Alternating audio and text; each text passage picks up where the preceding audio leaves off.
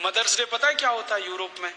Europe में एक और बहुत पुरानी परंपरा है, प्लेटो के समय से चली आ रही है, कि बच्चे जब पैदा हुए ना तो घर में तो रखने नहीं है, बाहर छोड़ देने हैं, तो उन बच्चों को मां का दूध नसीब नहीं है। तो चर्च में जो होती है ना, सिस्टर्स होती है, वो अपना दूध उनको उपलब्ध कराती है। अब आप में से कई लोगों को यह प्रश्न होगा कि बायोलॉजिकली ये संभव कैसे है? वो नर्स तो मां बनी नहीं, तो उसको दूध कैसे आएगा? लेकिन अभी आधुनिक विज्ञान ने यह सिद्ध कर दिया है कि कोई बच्चा लगातार 2-3 दिन तक बिना विवाहित किसी महिला को लगातार स्तनपान करे तो चौथे 5वें दिन से दूध आना शुरू हो जाता है। तो उनके यहां नर्सिंग जो होती है वो सिस्टर्स के द्वारा होती है या नर्सिस के द्वारा होती है, मां नहीं करती है। लेकिन कभी कभी साल में कोई एक दिन मनाना हो तो वो मदर्स डे मनाते हैं, जिस दिन मां अपने बच्चे को दूध पिलाने के लिए वहां जाती है कॉन्वेंट में, तो उनके यहां मदर्स डे होता है। ऐसे ही उनके यहां फादर्स डे होता है। फादर्स डे का चक्कर क्या है? यूरोप के बच्चे वैसे तो घर में रहते नहीं, जो गलती से किसी ने रख लिए तो उनको अपने बाप के साथ खाना खाने का अधिकार नहीं है। डाइनिंग टेबल पर अपने बाप के साथ वो नहीं बैठ सकते।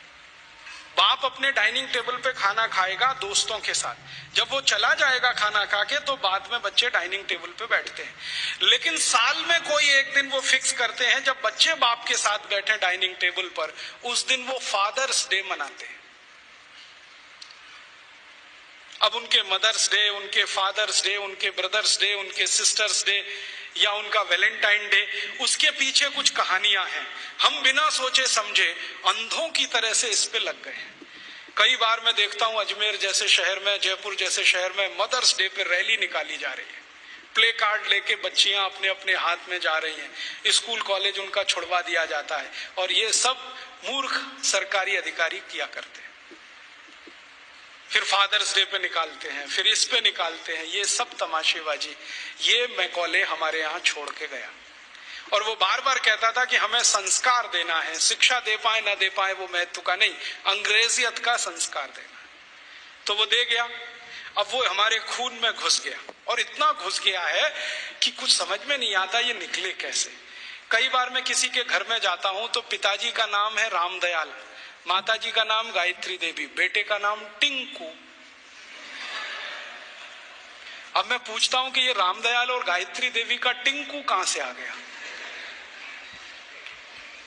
या रामदयाल और गायत्री देवी की बेटी का नाम डिम्पल, ट्विंकल, बबली, डबली। क्या है बबली का मतलब, क्या है डबली का मतलब? इस तरह के नाम हमने रखे हुए। घुस गई अंग्रेजियत हमारे घर में। हम सब मातृभाषा में हिंदी हैं और रोज घर में बोलते हैं, oh Rajiv Dixit, she is my Mrs. तो मैं पूछता हूं, really she is your Mrs?